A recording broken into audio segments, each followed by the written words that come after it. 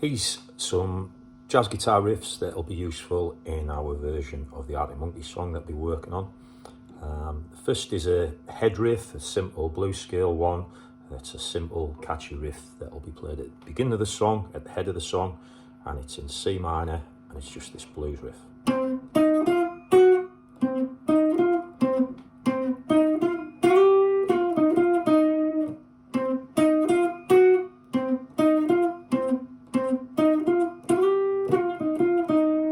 Keeps it nice and staccato with not much sustain. Jazz guitars would have originally had flat wound strings on that barely have any sustain.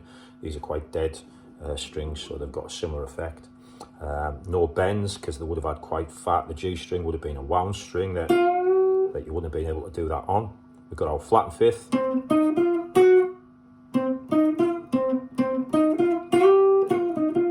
But a natural fifth when we get to the top. Okay, so that's an easy one.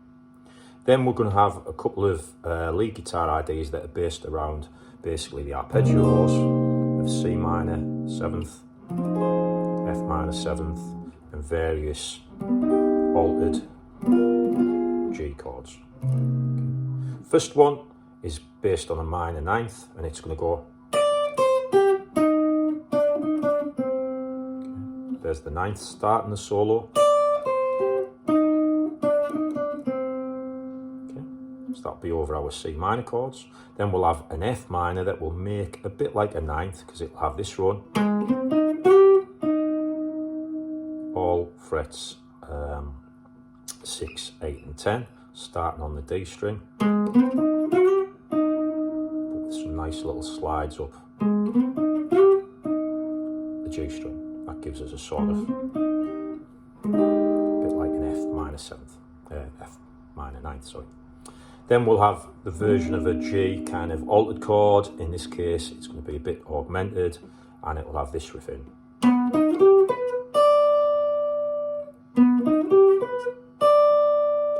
The augmented note is that G string note that we hit second. That's the one that will jar slightly. Rest of top, that's just a simple G arpeggio. Then our chord pattern will be back on a C minor, okay, but this time we're going to play a slightly more Django one. It's going to go like this. And again, in theory, it's just a C minor arpeggio, but we're going to play some deliberate wrong notes on fret 7 as we get into the fret 8 notes of the C minor.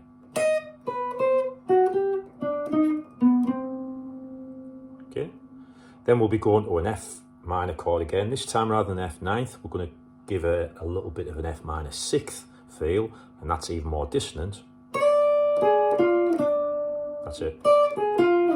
Okay, you can almost play like a D 7th shape there on fret 10. Slide down. So we're starting and finishing on the 6th of an F minor, which is a very sort of dissonant note. Adds a little bit of extra drama. Okay. And our solo is going to finish with a real flourish, because we're going to play a sort of version of altered G with a flat 9th now, but we're going to play quite fast. But we're going to go up the scale like that.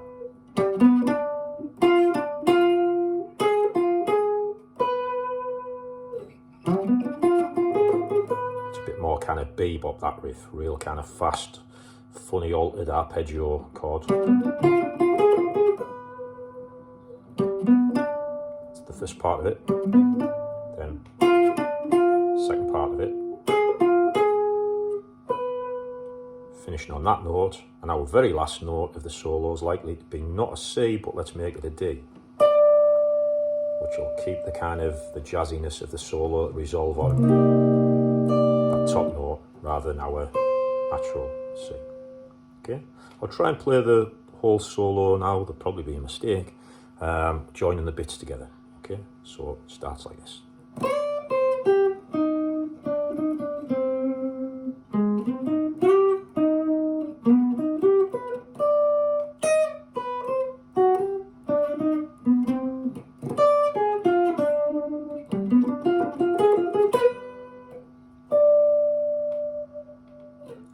See if you can get your fingers around that, and that'll be a guaranteed distinction style guitar solo for you in a jazz style.